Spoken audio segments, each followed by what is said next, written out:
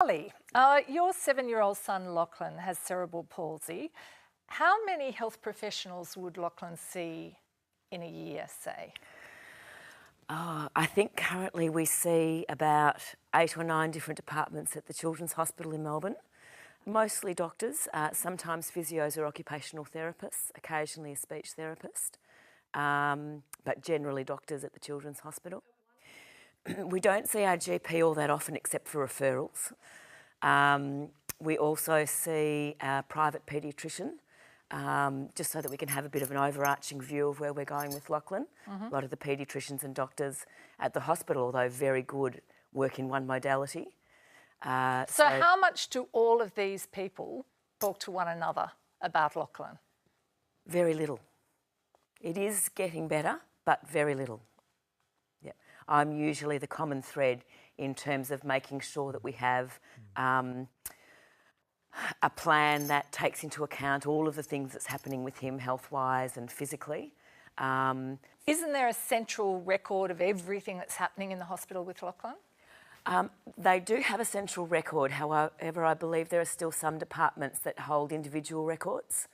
And often when you see doctors, they look at those areas that look to be relevant to them rather than whatever else might be happening in his life medically at that point in time. Catherine, you're nodding your head here. Your 2-year-old son James has cystic fibrosis. Similar story in terms of your interactions with the health professionals that he deals with? Ours is more within the hospital system. James will see dietitians, physiotherapists, paediatricians, but often with his care, I find that the communication is not there. I find that his paediatrician will make a discussion with us that when he goes into hospital, we will look at this, this, this and this, but then when we're actually in, none of that happens. And things I find are constantly missed, and as a parent, we have to be on top of his care constantly. So it's then my responsibility to be his advocate, ring up, follow up. So you've got to keep your eye on everything all the time. Absolutely. And how often are you telling health professionals what other people have already told you and said, do you think? Constantly, but I don't always feel it's heard either. Sometimes they're disinterested in hearing that this has happened in that point and this has happened in that department. Would you? Absolutely. Yeah, so how well did the two of you feel they communicate with one another, all these people? Not well. Very little most of the time. If we push for interaction, for example, Lachlan needs a general anaesthetic for lots of procedures that we would normally just go to our GP or a local practitioner for because of his movement issues. And we had to go in for some surgery on his leg muscles to release them, and he needed a general anaesthetic for that. So we actually pushed to have the dental team at one point come in and do a mould of his mouth while he was asleep so that we could do some plates and some work that we were doing with them. So you wanted everything done at the same time rather than him having 2 general anaesthetics or whatever? Yes. And I've asked for similar, he was having a CT scan, so I asked for a bronchoscopy. Because I thought the same. If he's going to be under anaesthetic, well, let's look at what else needs to be done. The interesting thing about these stories is you're the ones taking the ownership and doing the monitoring all the time of what's going on rather than the doctors talking to one another or the other people involved in the cases talking to one another, yeah? John Dwyer, what does it tell us about the way the health system works at the moment? Well, when you hear these stories, and they're obviously common stories, we know that a child with a complex condition is going to have to need the skills of a number of specialists. But there has to be a captain of the team, and then ideally that should be the general practitioner who is orchestrating all this for you. But in complex cases like this, often we set up in the hospital, we set up a casework manager who is there to help you tie together all of these things. Someone that works with mum, works with dad, that knows everything about the patient is But really it's crucial. not happening for a lot of people. Well, look, we hear all the time, and it's true, and that we do not have a patient-focused healthcare system. It's you could argue that it's more provider-focused than it is patient-focused. And Now, why do you think that is? I mean, why do think you it's- think health professionals haven't just Well, taken it it's- on themselves to talk to one another? It's somewhat historical, but in Australia, our health professionals tend to work in silos rather than working together in teams. It's the system isn't ideally focused with the patient right at the centre of everything. We Okay, know I how wanna- to change it, but we need to change it. All right, we'll talk about how to change it a bit later. Ranjana, what do you think? I mean, you're an oncologist. Is it fair to say that health professionals don't talk to one another enough about individual patients? They don't work together enough? Look, I think, Jenny, patient-centred care is the buzzword in modern medicine at the moment. But I think we do fall short of ideal patient-centred care. Why? What's stopping it from happening? I think there are a number of factors. I think that modern medicine is very busy, it's very pressured.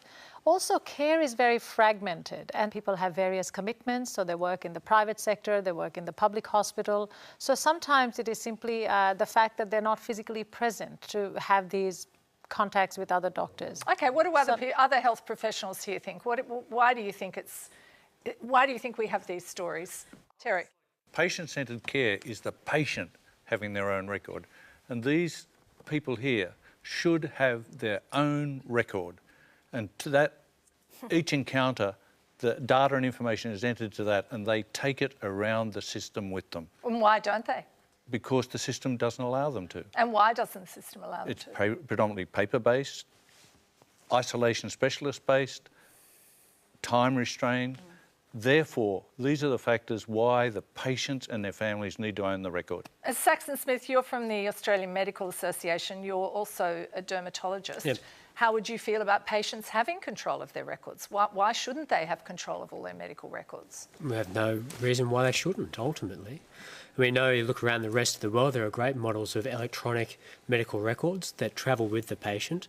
We often look to Scandinavia, where the systems they have for a patient medical record, they come out with a unique identifier when they're born and it follows them for the whole of their life. It's accessible for every health practitioner, whether it's in a hospital setting or in a community setting, and you're able to improve that conversation because it's a unique thing to that patient, but also it's a computer system that goes across those boundaries. Okay, in Australia, but let's just get back to what we have now. well, that's right. In Australia, it doesn't work. Yeah, because you've I know got- we've got a system, and we'll talk about that in a minute too, but I just want to get down to the really basic thing of just picking up a phone and saying to another doctor, I've got this patient here, you've got the x-rays, can I have them? You know, things like that. I mean, how often is that happening? Well, Kelly, I that think does personally, I do happen that in every our day. system. I'll Yeah. come in as a GP. There's no doubt we do it. I think one of the problems is the fragmentation of the communication systems. I'm constantly battling about how to get results across barriers. So, for instance, if we're just talking about the x-ray, I've got a patient in front of me, I've had them had an x-ray done, they've got a fracture. I want to bypass the A&E department, I want to go straight to the orthopaedic surgeon. So you do the phone calls, find the orthopaedic surgeon in the surgery, goes, yes, well, I want to see the x-ray. The x-ray was done in a private facility. He can access an x-ray from a public facility in the operating theatre, not one from a private facility because they don't have the mechanism to send it across. How stupid is that? GPs are actually pretty damn good at having electronic records. I get everything is in my file electronically. But I cannot generate a referral electronically because none of the specialists that I refer to actually can receive it. Some of them can send stuff back to me, but the ones that can send back put their hands up in horror when you say, I'd like to refer to you electronically. It's like, oh, no, don't do that. That's scary. Okay, what does all this mean for patient welfare? Frustration. Well, Frustration. Yeah. Terry? We're just establishing the whole reason why these people need to own their record. They take it across the system. What are we trying to do? But what's in the way of that happening? Lucy and Lee put it beautifully, the whole culture of medicine is against the patient having the record. It's slow to change. Why? It's predominantly, as a physician, able to say about my colleagues that it is a culture of the profession. And what is that culture? It is slow to share information, slow to believe that we are imperfect in our communication, slow to recognise we don't know it all, slow to acknowledge that the tools we have, which are still predominantly paper-based, are totally inadequate and creating more errors and poor quality outcome. Okay. There is Can I another challenge major- that again Yeah. about No. because again in primary healthcare, one of the big barriers from my perspective has not been the willingness or the desire to share. It's been these bureaucratic red tape. It's like I work across a geographical area that is administered. They have one system, and then just right next door they have another system, and they can't talk to each other. Okay, but do you think the point that Terry's making about the culture in some areas of medicine being slow to change, reluctant to give up information, do you think that's a fair point? I think there's a generational Saxon, do you think shift. it's a fair point? I think there's a generational shift. And part of that's, and please don't take offence to this, in the sense that the younger generation are trained slightly differently, in that you'll go to a medical school, often you'll have an interview-based entrance exam. The style of teaching has moved from a very didactic style to problem-based learning and interacting with everyone, and recognising the fact that you don't know that conversation and centering patient more into the centrepiece of what it should be about them. Carly, why were you shaking your head then? I don't disagree that there are some doctors that are making that shift, but I have very clear memories before the Children's Hospital went paperless of hiding in the toilet with my son's file because they didn't like to give it to you and they didn't like you to look at it. I think that the other elephant in the room, and many meetings that I've been to about our frustration over the last 10 years of the slowness to introduce an electronic health record, this is so frustrating because this isn't modern Australia, but just 4% of people surveyed who said they were worried about privacy has had our politicians in stitches about this whole thing, and that has definitely held back the development of a patient-controlled electronic health record. Okay, Nick, you're a GP as well. I just wonder what you think about all I this. agree absolutely that there are significant administrative blocks.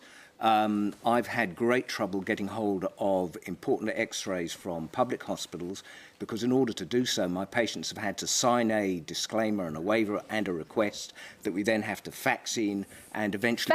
Fax? And eventually the report will come back. And that's very frustrating. And another... Fax? Really? I'm sorry. That's just bizarre. Every doctor has to have a fax machine, and of course that's so much more confidential than than anything else, because there's all the office staff standing around, and anybody could be standing there and grabbing that very highly confidential document off the fax machine. My biggest frustration was when we were trying to get registered for the electronic health record so that we could upload all this stuff so everybody could carry their own record. There was no electronic mechanism for doing it. You had to fill in forms with paper and pen and post them in for an electronic health record. You're not system. serious. Of course I'm serious. And in 1996, this state legislated that faxing of any medical material is illegal.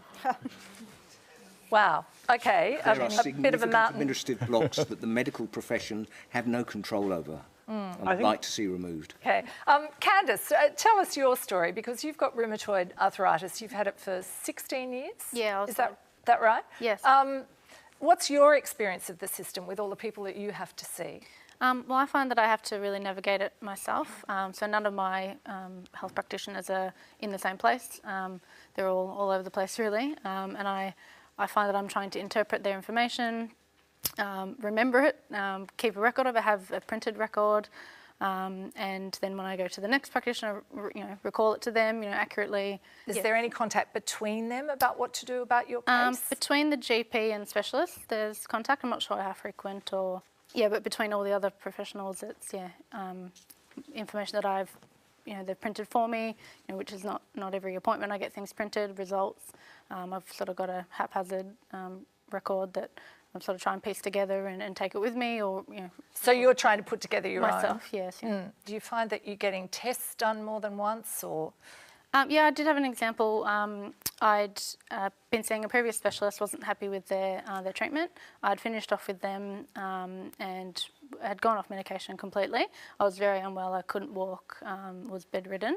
I'd lost a lot of weight as well. Then I went to see, sometime after that, went to see a new specialist. and requested. I'd been calling already for my health record from the previous specialist, and that wasn't provided to me. So I'm not sure exactly why. I was trying to qualify for a new medication that has to be approved by the PBS, and I had to. Some of the medications had to be. I had to fail 3 medications before I'd be eligible for the new one. I knew that I had at least 2 of them were not effective and had adverse side effects. You'd already tried them. I'd already tried them, failed them. There was a record of that. My other doctor had a record of that, but that wasn't being provided. So I had to try these other medications that, I knew that they had bad side effects. So you had to try them again? I had to try them again because I had to have evidence that they failed or weren't effective. Okay. What about testing? How often are people getting tested more than they need to be, like doubled up? I can give you 2 examples. One in Launceston, within a month of opening the acute medical unit 1 corridor across from the emergency department, there were $1 million of unnecessary blood tests. In Canada in 2005, with 5% of chronic kidney disease patients, the unnecessary testing cost $4.44 million, but each test only cost $4.40 each. And for the whole of the Canadian economy, $1.27 billion of unnecessary blood tests costing $4.40 each. So why is that happening? Again, is it just a lack of communication? We don't have the tools to correct our decision making. How much is it costing, do you think, Stephen, overall? I mean, you're a health economist. How much waste is there in the system as a result of all of this? So there's certainly a lot, but I would say there's probably 5% of the health system at least is probably this duplicate testing waste that's occurring. 5%, did you say? Well, I don't want to go too high because, then you say, well, But how much money would that represent, 5%? $6 or $7 billion. That's a lot of money. Yeah. Jenny, can I speak to that as Yeah. well?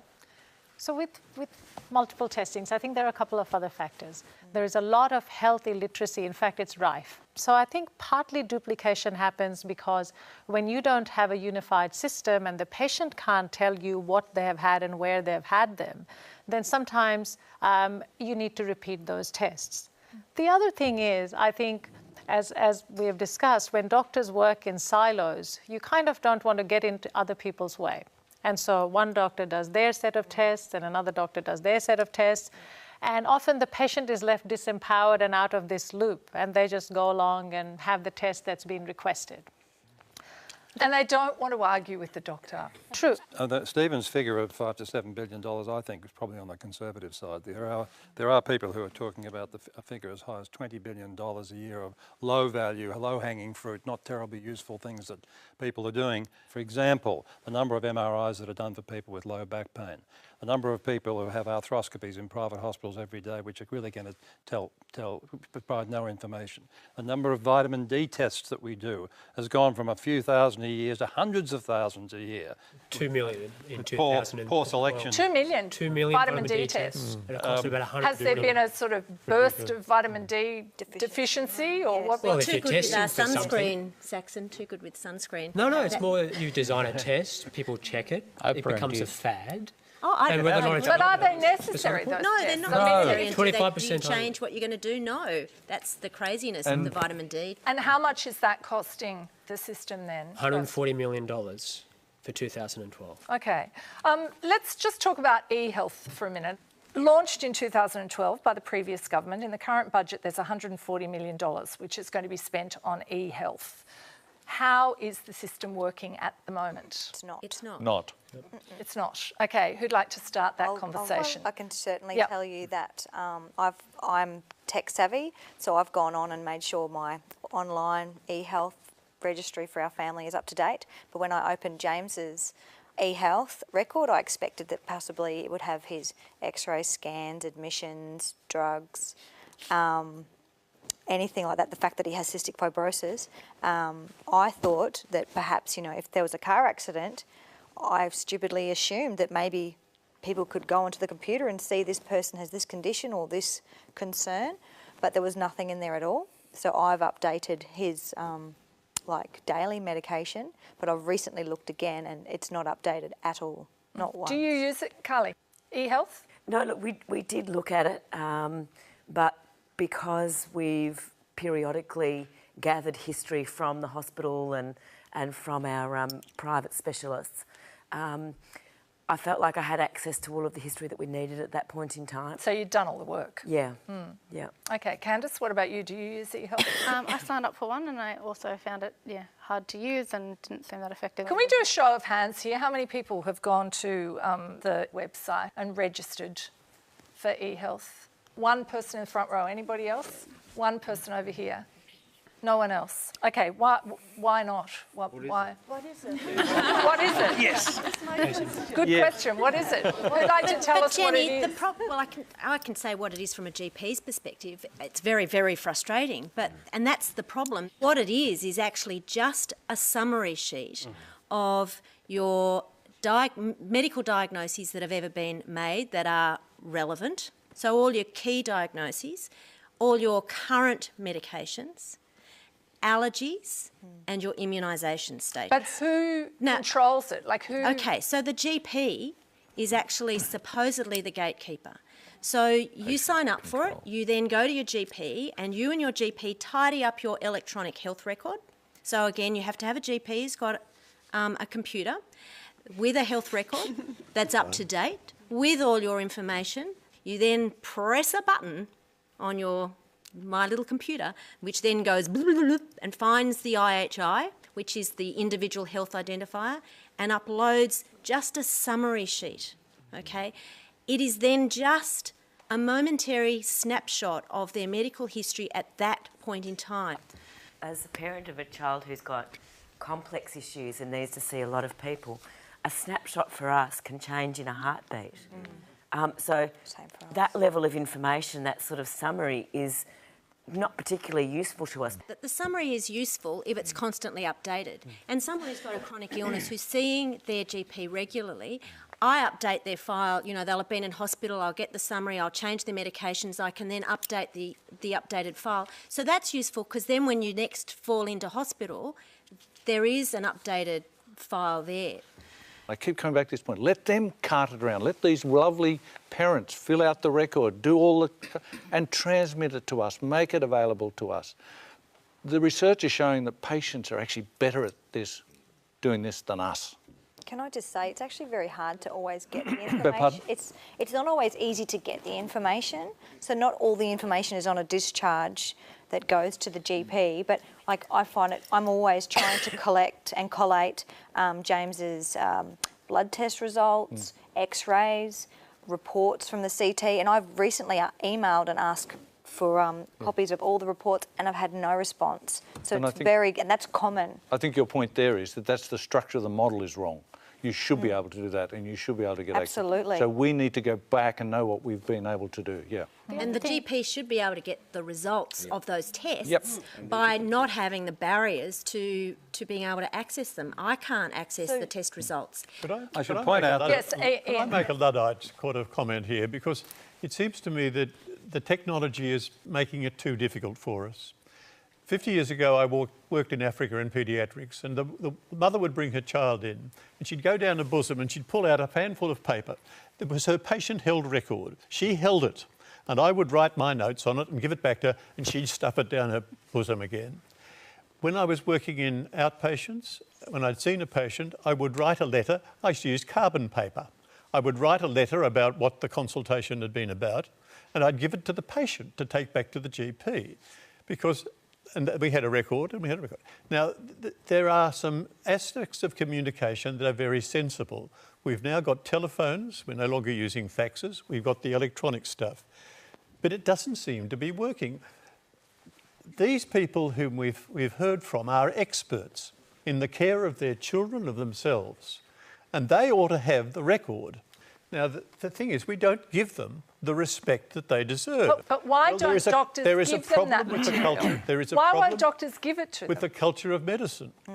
That we've talked about silos, and we're caught in our particular little specialties. Anne, you're a nurse. What do you think about going into people's houses? Nowadays, I'd be a little more reticent to go in by myself, and I know a lot of the community mental health nurses are a lot more reticent to go in there. Would it mean that you wouldn't want to do it? No, yes.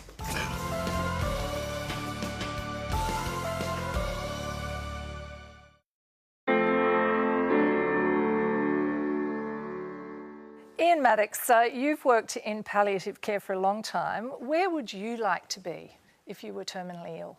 At home, Why?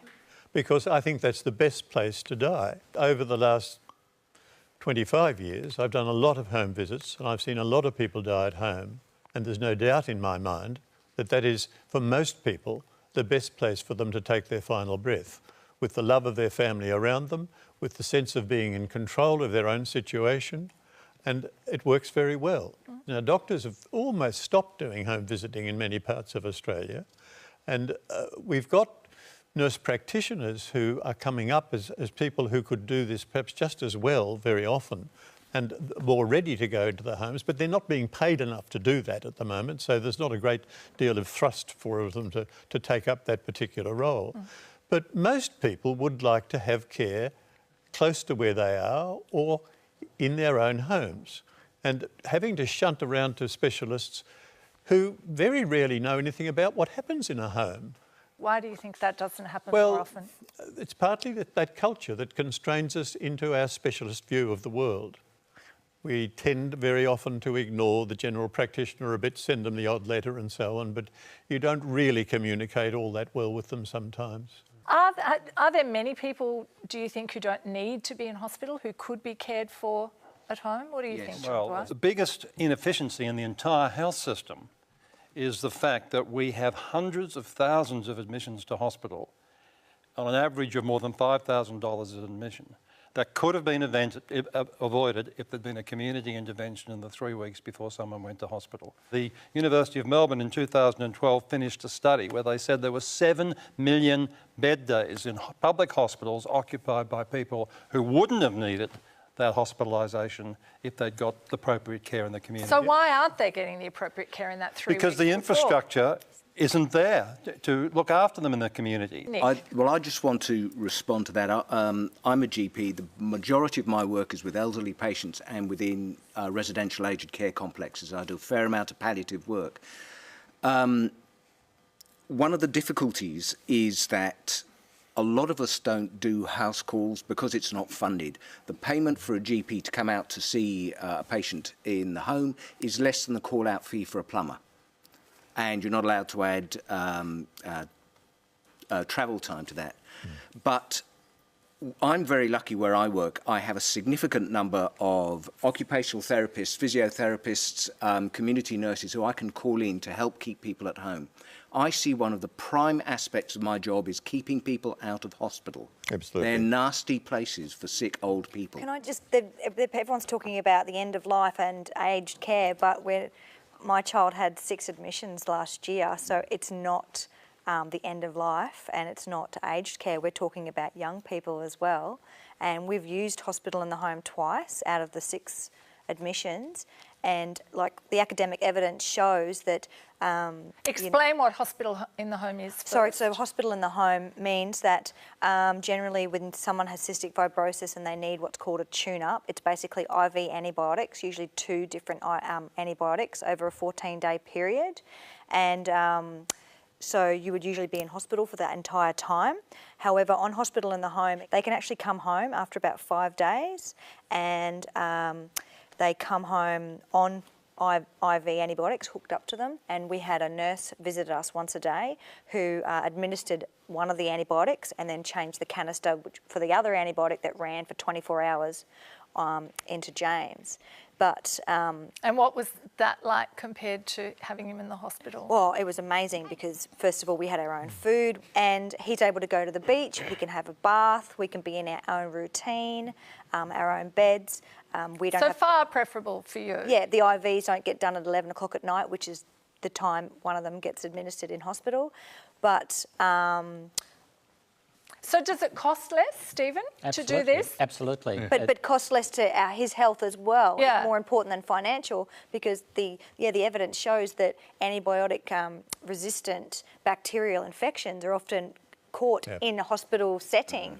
So the less time we're in hospital, the better. Are there people here though who'd have reservations about being looked after at home with the support people rather than going to a hospital? Do any of the people? I don't have personal reservations, and I also believe that hospital in the home is good, but I do look after elderly people in particular who feel more secure in a hospital environment, although the evidence points otherwise, as we have discussed. Does the evidence point otherwise, that it's not a safe place to be? Hospitals aren't. Yeah. Yes, I mean, in the case of an elderly population, you are more at risk of confusion, falls, fractures, you name it. But it can be quite difficult to convince many people, because a lot of people feel that by placing them on hospital in the home, you are turning them out of the hospital. And you're a nurse. What do you think about the hospital in the home idea as a nurse? I think it's got some extremely good merit. Like, you're at home, you're in your own surroundings, you've got your own telly, your mum and dad are there for children or for the elderly. As far as hospital and the home for palliative care, it's wonderful.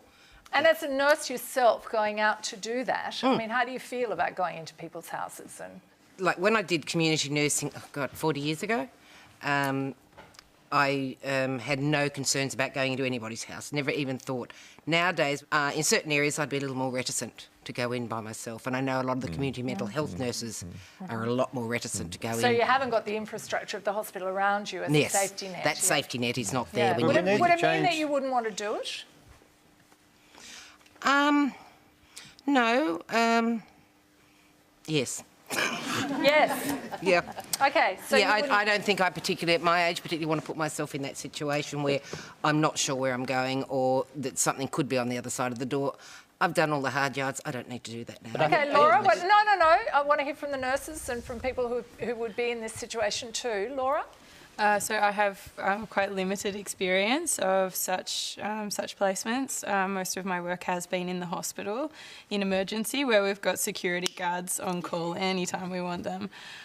I have done a couple of days of placement with a community nurse, and certainly I felt very nervous as we got into the car and drove off into the great unknown that is the patient's household. See, I think this is really important to talk about as part of this discussion, because it's all very well to say, oh, how lovely, you know, people are in their nice homes. Those reservations are very real, and presumably other people would have them. How do you address that? Well, for a start, it's an occupational health and safety issue. You shouldn't have people going by themselves into an unknown place to provide anything, be it nursing care or whatever. And the staff have to be protected, have to be in a safe work environment, and I think most community nursing services now have 2 people in the car for these services. No, they What don't. about The whole emphasis has got to move away from hospital in the home to care in the home.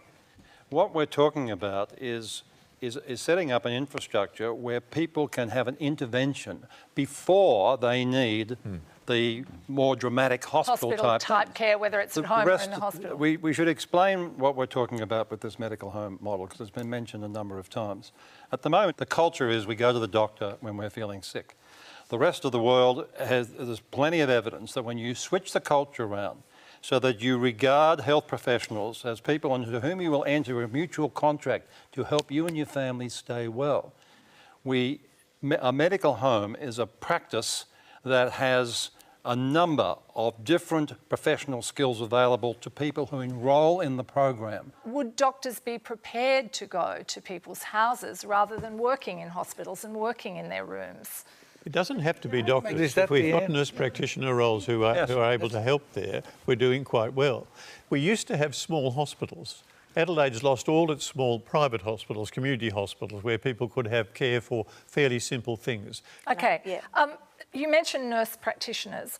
Let's talk about nurse practitioners. You're one of them, Chris. What exactly is a nurse practitioner? Right. So a nurse practitioner is a registered nurse who has advanced clinical education and training in the assessment, diagnosis, and management of client conditions which have traditionally been treated by medical professionals here in Australia. What sort of things?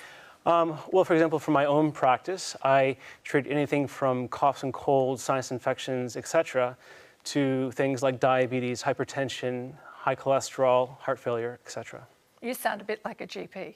And in fact, I've heard that before. What is the difference? Yeah, the qualitative difference is, first of all, I tend to spend a great deal of time, a longer time with my clients than a typical GP consult for the same condition. And that's because probably 50 to 75% of my consultation time is spent on assessing, diagnosing, and managing the actual condition that they're presenting with. But the other 25 to maybe even 50% of the time, you know, someplace between 25 and 50% of the time, I'm actually providing education about the illness. I'm trying to talk to them about, well, okay, you've come in with your complaint of high blood pressure and you're still smoking and you're very overweight. So let's talk about those conditions. And how can you afford the time to do that? Well, that's actually a very interesting question, because right now in Australia, nurse practitioners are struggling to actually... Who pays you? How well, are you paid? It depends. You know, the nurse practitioners can work in the public sector or the private sector. I happen to work in the private sector, and right now I recently did a report on the financial impact of hiring a nurse practitioner to work in collaboration with general practitioners in general practice, and it showed that it's extremely difficult to maintain financial viability because the reimbursement is not adequate, and so. You know, so do you claim through Medicare? I claim through Medicare, correct. Yep. Okay. So what can't you do that a GP can do? So what I can't do is, for example, if somebody comes in and I evaluate that there's probably a thyroid disorder, for example, there's a nodule on somebody's neck, and I perform some blood tests. Those blood tests indicate that they have a problem with their thyroid, it's under functioning, but I can't order the actual diagnostic test, which is used to help supplement the diagnosis. Okay. Now, there are 1,100 nurse practitioners registered in Australia at the moment. What do doctors think of their increasing role? Ranjana, what do you think? So, Jenny, I work as an oncologist. I work in the public health system where I work closely with a nurse practitioner. I think they're worth their weight in gold. I'll give you some examples. So before the time we had nurse practitioners, say a patient who's having some chemotherapy tablets comes out in a rash, their skin is peeling, or they're getting intense nausea and vomiting, they might try to contact their oncologist, which is quite difficult in a public health system sometimes, or they would front up to the emergency department. Once you show up to the emergency department, it's extremely difficult to leave. So our patients carry the nurse practitioner's number. They will call the nurse practitioner, who brings the patient into her clinic, which she runs on her own, or she's able to offer high-quality, evidence-based phone support. How much training do you do, by the way? You have 3 years of your baccalaureate registered nursing program, and then you have to have a minimum of 5 years registered nursing experience. Then you need to get postgraduate qualifications, and then finally you can get into a master's degree nurse practitioner program, which in general lasts about 2 years, and then after that... So how many years all up? About 10 years. About 10 years, okay. So the nurse practitioner I work with has had 30 years of oncology nursing experience.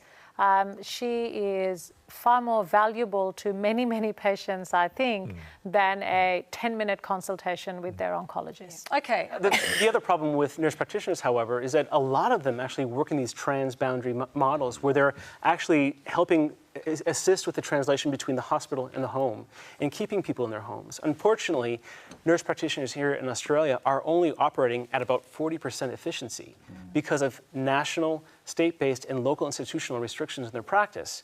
So it's actually quite frustrating. Okay, Saxon, what does the AMA think about nurse practitioners and them having an increasing independent role in healthcare? Well, we're a strong advocate for practice nurses and have been. You may or may not be aware. But that's different to nurse practitioners. I'm being very appropriate with that language because if you may remember about 3 months ago, the government tried to cut some of the rebates around the ability to fund your practice nurse, which provides the role that Chris is talking about. And it's a very distinct entity. But it's 10 years training is a bit of a different role, I think, isn't it? Absolutely. I mean, the kind of care that I'm providing is not as the role of a practice nurse. I'm a nurse practitioner working in primary health care, and I work with practice nurses, and we work as a team. But look, we've benefited... No, but I want to go back. This is really important because these sort of things become, issues around what we support and what we don't support. And I just want to clarify that with you, Saxon. Do you or do you not support the idea of nurse practitioners writing scripts, doing the kinds of things that GPs would do? The AMA's position is that we do not support the role of an independent nurse practitioner. We support the role that they can have in that practice nurse setting, where they can have extended role, they can provide all the education that Chris is talking about, but as part of that team. But why don't you support them having a more independent role? What's the basis of your objection to the idea of them having more of an independent role? Well, the question is why are they existing? And they're existing because you have a model of healthcare, which means that an interaction for a GP is limited by time, because that's how you're funded. But the main point is it's anti-integration, you see. If we Hang are on, talking... I just want a response from Chris and then I'll come to you. I guess I feel that, it's unfortunate that the idea of, first of all, a medical home is being perpetuated. I feel that it should be a primary healthcare home because it implies that people are actually working together in concert with each other. And that may be a general practitioner, that may be a nurse practitioner, that may be a physiotherapist or a dietitian. With a $5 co-payment, that's going to push us back into hospital. If you give me that $5,000 from that hospital bed, I'll keep him healthy at home.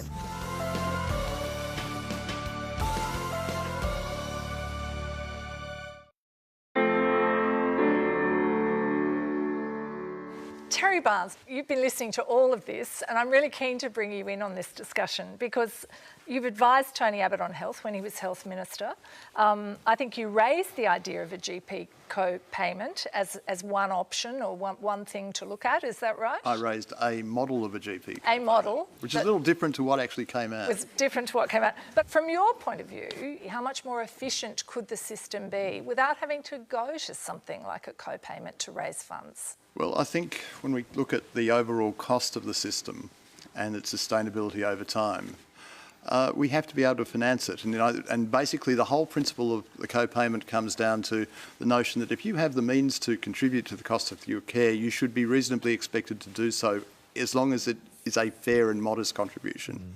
I think what has really frustrated me, particularly in the last couple of months, is that the debate about the co-payment has absolutely swamped the type of conversation that we should be having about how the system should be working, how it should be financed, how people should get access But to it. that's because it's been prioritised Well, above having that But that's other the problem discussion. of the politics of the issue, Jenny. I think it... But why is that? I mean, why aren't we hearing that dialogue? Perhaps because it's a lot of the time it's experts talking to other experts about things that interest experts, and not enough is heard about things that interest patients as consumers and as users of the system. I should point out we did invite the Health Minister and the Assistant Health Minister tonight, but no luck there, unfortunately. It would have been good to have them in the room, but keep going.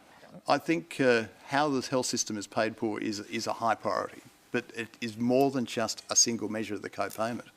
The fact that our debate is reduced to that, I think, has been counterproductive to a good conversation. But it's also politicised it in a way that makes it very hard to make progress. Given that we know that there are problems with financing the system and where the money's going to come from and, rising health costs and so on, how much money could we actually save from some of the things that we've talked about tonight? I mean, Stephen, you're a health economist. Have you done numbers on where the savings lie? We've done lots of numbers. I mean, we've done some work on hospital efficiency, for example, and we identified $1 billion worth of savings that we made on just making hospitals more efficient. $500 million on changing the staffing and using staff better in hospitals. So there is money to be saved. The Health Minister in South Australia has just said he's going to shut the repatriation hospital. Now, I think if he saves all that money by all those beds and could put that money into community care, we would actually see something very useful happen. But who knows what he's going to do with the savings? We don't know. The debate we should be having is not about a co-payment, which the government's, it's not Terry's fault, but they have a health minister just looking at Medicare rather than the whole of system and realising that working with the states in our fractured system to put more money into Medicare, you would save a bucket of money by reducing hospitals' expenditure. Okay, Terry. And the NDIS. Yep, sorry, over here. Yeah, Carly. With a $5 co-payment or whatever co-payment they're talking about at the moment, that's going to push us back into hospital because of Lockie's condition. We're a prime candidate for being admitted when he doesn't need to be. If you give me that $5,000 from that hospital bed, I'll keep him healthy at home. Because that $5,000 will pay for me to have respite, to be able to get a good night's sleep. It will pay for my mental health care plan. It will pay for my son to have the support he needs in terms of physio and occupational therapy and speech therapy, so that he can become a bigger contributor in our community and participate more fully in our community. I just think it's absolutely ridiculous. Well, I think we actually have to go beyond the co-payment. Again, I think this is part of the problem. We're focusing, obsessing about that. I think what we... Well, we're not. We've spent the whole night talking about everything that's the point. All the government's talking about, Terry. It hasn't put forward one single idea for changing the infrastructure to improve the health. Okay, let him finish, yes. But that's the point I actually wanted to make. I think that part of the problem we have is that the funding of healthcare runs decades behind the times. It really is a 1970s approach to how we look at the system. Basically, a system that is still designed by doctors for doctors. Saxon, your response to that? I mean, it's not a system designed by doctors for doctors. But if we're just to the co-payment issue, is not only the issue around forcing those with on the lower socioeconomic scale back, or chronic diseases, back into the hospital system. It was accompanied with a cut to the Medicare rebate, affecting general practice and our ability to have this coordinated, wellness-based model. So you can have your nurse practitioners, you can have your occupational therapists and your physiotherapists working in conjunction in that team model. It was slashing that. Yeah, so you're defunding Medicare. But Terry's talking about wanting an increased role for people other than doctors. Well, that's what we're talking about all night. That's exactly the point. Coordinated, team-based. Yes. And we need to... Patient-centric. We've got to be careful that we don't fund a system that becomes more dislocated. And I think that's where Saxon is sort of saying, where the AMA doesn't support, say, pharmacists doing primary health care and doesn't support practice nurses, because you then have this siloing continuously. Okay, but my question is, does the culture have to change for that to actually work? Does the culture... Well, the culture can't change while we don't fund it. We've got no ability to do it. So at the moment, everybody continues to do their little silos. Laura, what did you want to say? Laura? I speak as a current medical student that this model is what we are being taught in university right now. My university holds online forums that cover cohorts of nursing students, physiotherapists, occupational therapists, speech therapists, and a medical student. And we can all come in there and take the typical role that we would take. So the medical student is the leader of the conversation, but it's about teaching us to actually understand each profession and what they bring. So it's not just thinking... It's not simple and it's not siloed. Okay. Terry, what do you think the political conversation should be about? I think that's a very good point, and I think the political conversation should be looking at healthcare holistically, not just focusing on funding, not just focusing on who does what. And I think the medical demarcation, the idea of doctors as gatekeepers, as ultimate controllers, needs to be broken down a bit as well. But funding and policy has to actually encourage that to happen. And I think this is where I'm a bit frustrated by the co-payment debate. It's hijacked all this goodwill that really needs to be there if we're going to make any progress. I'm going to be very practical here and talk about tomorrow. If there was one thing that you could get them to do, you could get the politicians to do immediately, what would it be? Terry? Get them to listen to those who've done it and made it successful. Overseas. Yeah, for the classic example is the project that I actually worked with. Think about 40 million people with AIDS. We have used an appropriate tool to control that epidemic within 10 years, as well as other diseases. How did we do it? We all collaborated, we got together, and it continues to evolve to meet the changing medical needs of the communities, and the patients with the e-devices manage their health. Okay, Stephen, what would you do? I think proceed incrementally. That is, don't try and do a big bang change that's going to fix the system overnight. We've got time to address problems. We need to experiment. We need to see what works, assess it in the Australian context. Charlotte? Take the co-payment off the table to actually allow the conversation to open up exactly as we've talked about, so that we can actually look at other health reform generally, rather than it just being focused on this nonsense. Saxon? I agree. We need to take what's on the table and been offered off the table. We now can use this as an opportunity as a community, as all healthcare providers, to go, what is it that we want for our healthcare? What is our future direction? How can we make these models work? And it needs to be that collective conversation, not a political tool. Carly, what would you want to change immediately? The co-payment's obviously a great place to start, but if we're looking at it, a group that's going to start looking at what these changes need to be, it definitely needs to have parent, carer and individual representatives, not just doctors, so that we're actually at the centre of whatever these discussions are. Catherine? If it was immediately, I would say let's take the model that we've heard about, as I believe that would make everybody accountable, the doctors, the parents, the patient, straight away, that we could all see exactly what was happening, at all the different levels. An online health system, I think, is accessible to the patient primarily, that they can take wherever they want to go. So being able to get your own information easily. Yes, yeah. Which was kind of where we started. Thank you all very much for joining us tonight. Been fascinating, really worthwhile discussion. And that is all we have time for here, but let's keep talking on Twitter and Facebook. Julia Gillard has won the ballot, 71 votes to 31. Kevin Rudd, 57 votes. Julia Gillard, 45 votes. No's 61. Yes, 39. Holding on to the top job. Why do Australian leaders struggle with it? We'll be back next week. Stay tuned now for Dateline. Thanks, everyone.